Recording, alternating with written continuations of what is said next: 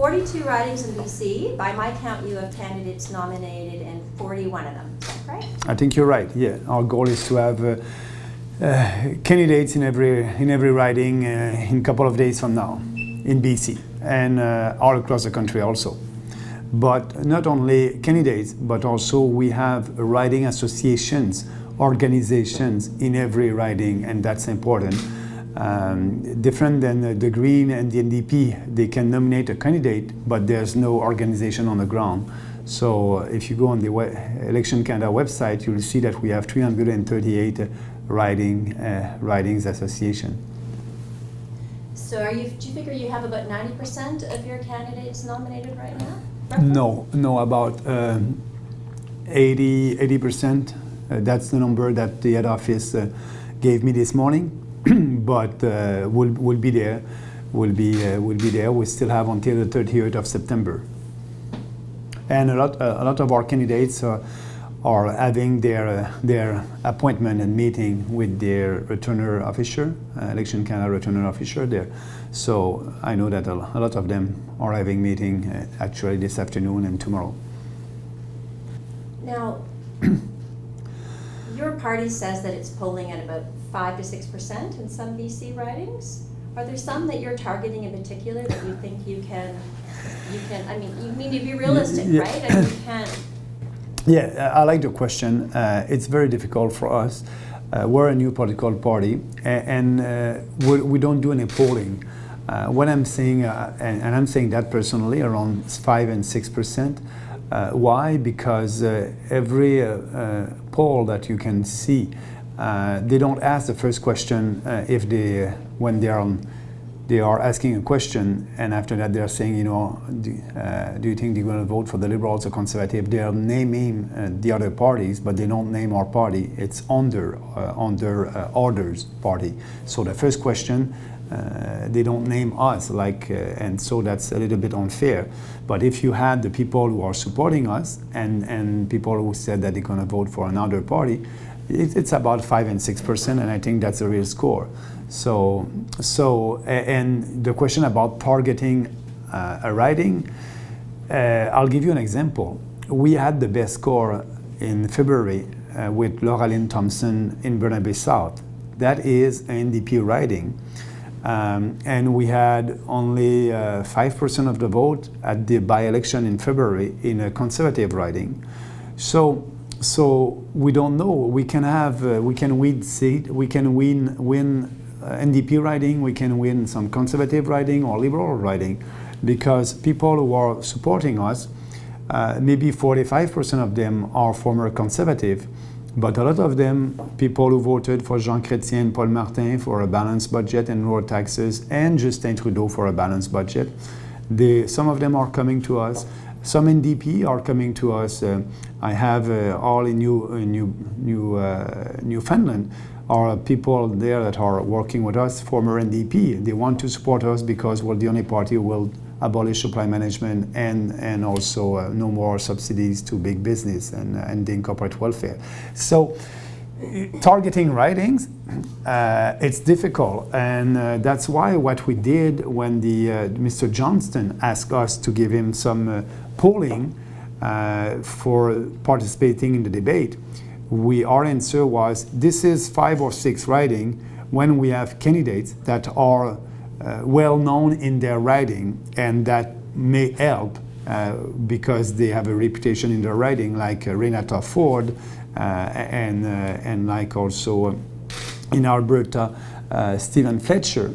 So people who are known in their riding, and so I think they have a better chance to win because for their name and plus the party and plus my reputation. So answering your question, I don't know which riding we can win here in BC, and I try to travel just across here and meet our candidates and helping them.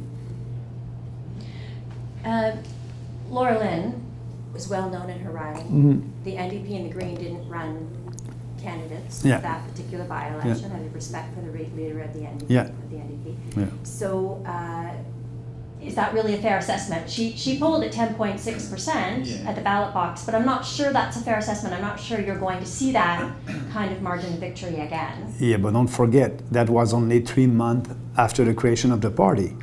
This party exists for the last, we started that last September, so now 11 months. So that was a good score, and I agree with you, but that was a good score after only 3 months. So after 11 months, I think now more people know that we exist. Now, we, earlier this year in 2019, had a by-election in Nanaimo Ladysmith. Your candidate there just got 3%. Yeah. Does that concern you?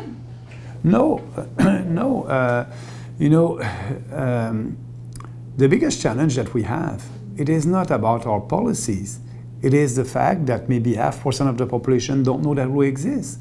52% of Canadians are saying that they're ready to vote for a new party at the federal level. We are the only new party at the federal level.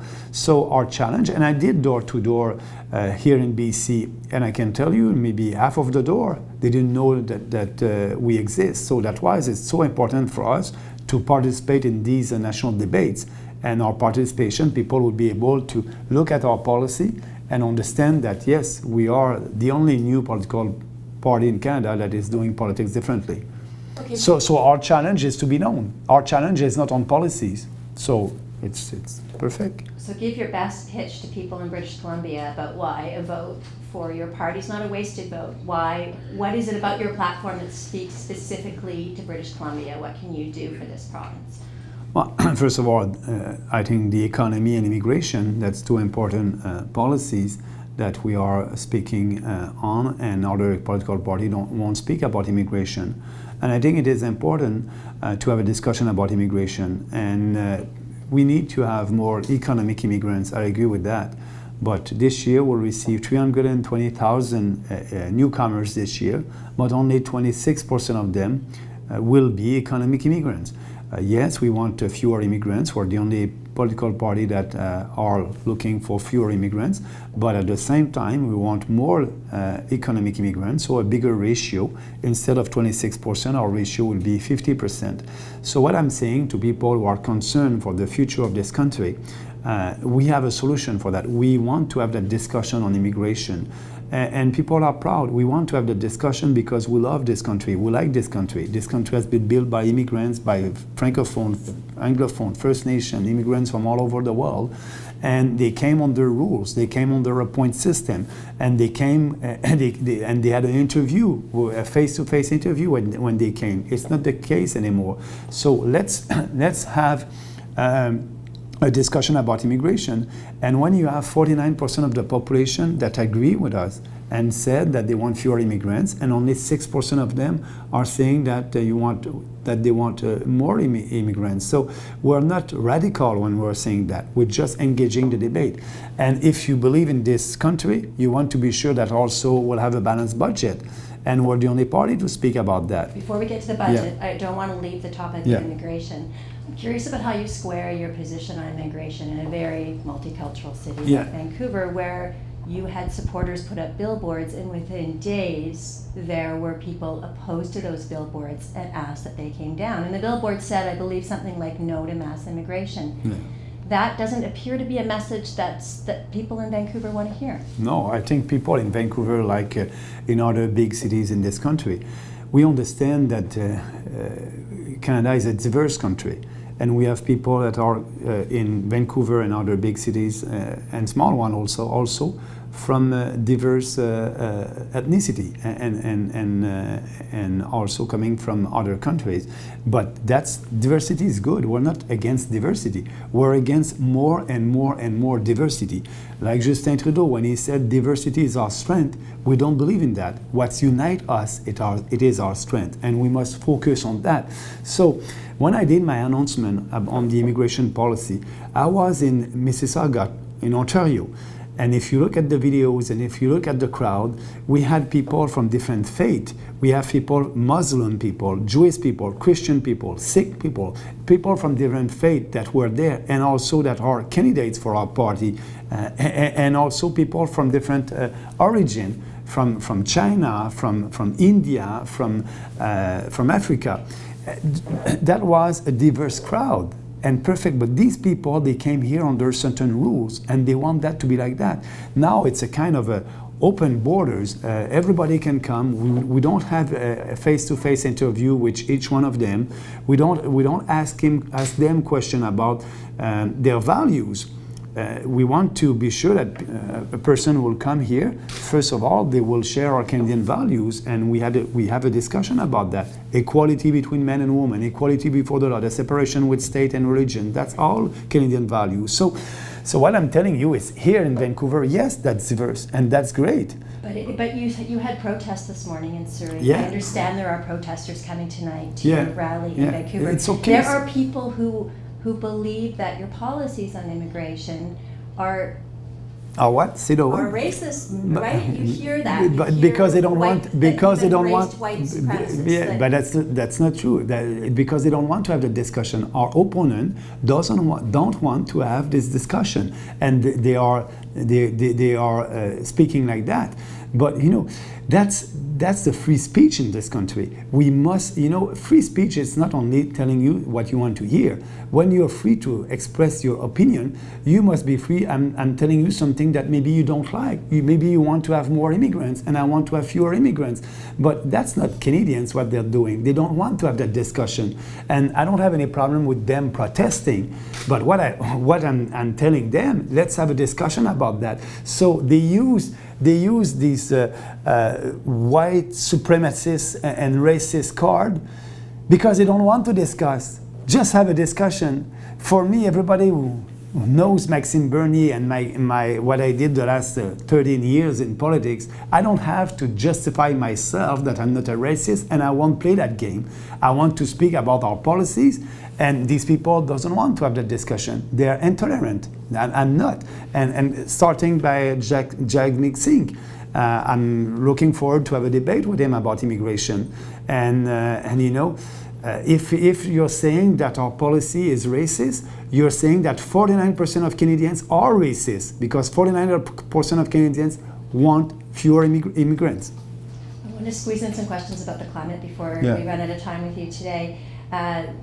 You and I are having this conversation on a week that youth across the world are galvanizing Yeah. in these global strikes against climate change. Some people have called you a climate denier. Where are your policies on the environment? I'm not a climate denier. I know that the climate is always changing. Actually, that's the normality in climate. Climate is always changing. That's the normality. And what I'm saying that right now, Justin Trudeau and also the other leaders like Scheer, when they're lying to the population, when they're saying that they will achieve the Paris Accord targets with their policies, it's not true. And the UN said that before, that Justin Trudeau with a carbon tax of $50 a ton won't be able to achieve the Paris Accord targets. It's not coming from me. It's coming from. Would you commit to achieve No.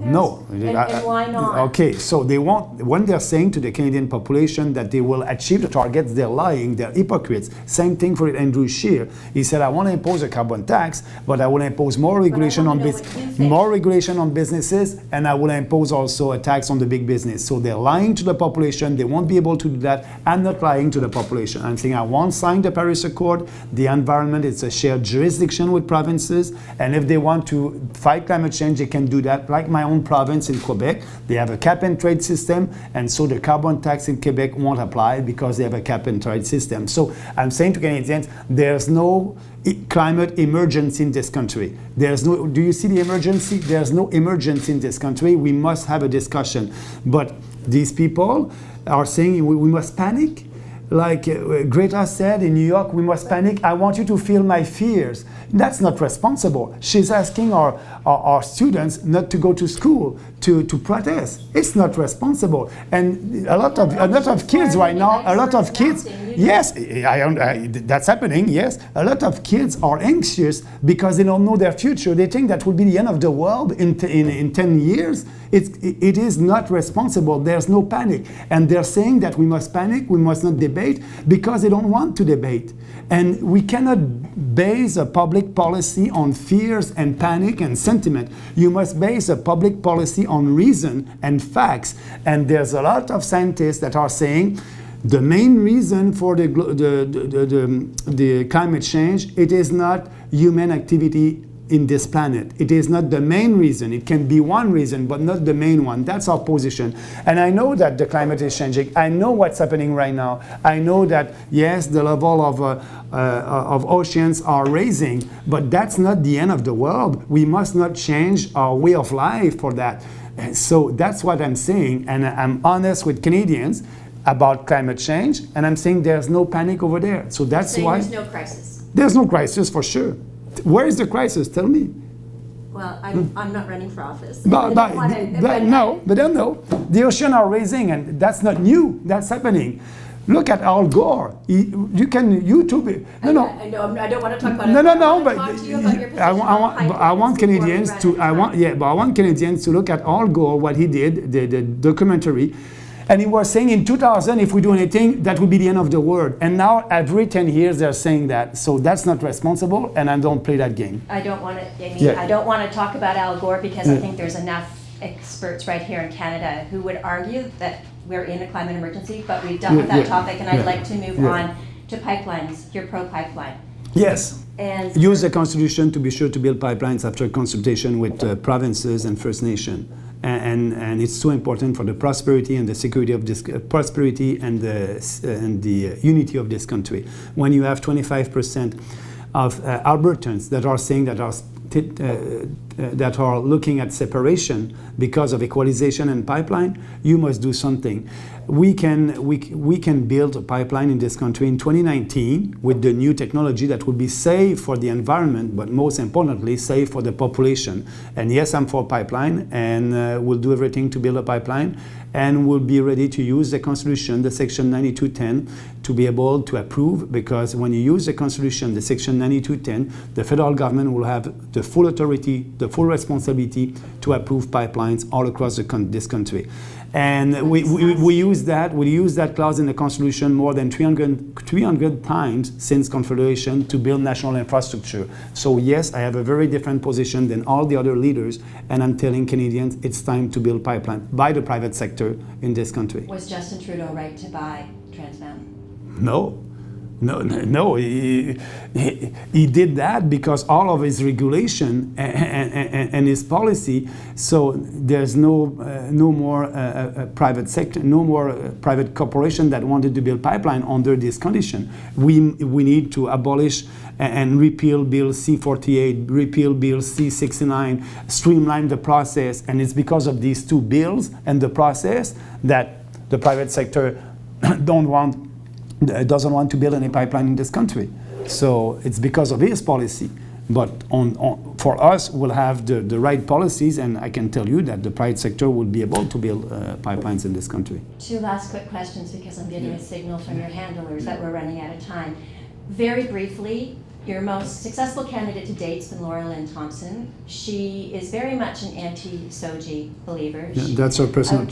I want to know what your personal opinion is about elementary school curriculum that talks about gender dysphoria, homosexuality, transgenderism. As the leader of the National Party, it is provincial jurisdiction. So like I said to Laura Lynn, if it's a concern for you, you can speak about that. But running under the People's Party of Canada, you have to promote our platform, but you have the right of your own opinion on other subjects. And I respect that. What's your opinion? But it's not important because I don't have any policy on that, and I don't want to interfere in provincial jurisdiction. So, but that's my position. I'm not running to be the premier of BC, and I'm not running to be the mayor of Vancouver. So I'm running to be the Prime Minister of Canada, and I'm so busy with our jurisdiction that I'll speak about that. But yes, our candidates have the right to speak on issues that they think that are important for them. But they must understand that we cannot do anything at the federal level. And for her, she wants to inform the population about what she thinks it's not a good policy. I believe in freedom, and they have the freedom to speak about that. But me as a leader, I won't have a position on that because I respect the Constitution. Our principle is individual freedom, personal responsibility, respect, and fairness. So I'm doing politics at the federal level, and that's a provincial matter. Last, what's going to be the best outcome from this election for your party? Between 1 and 338 candidates elected. Between 1, with you being the one. Between 1 and 338. So we'll see what will happen. Thank you for your time Merci. today. Merci.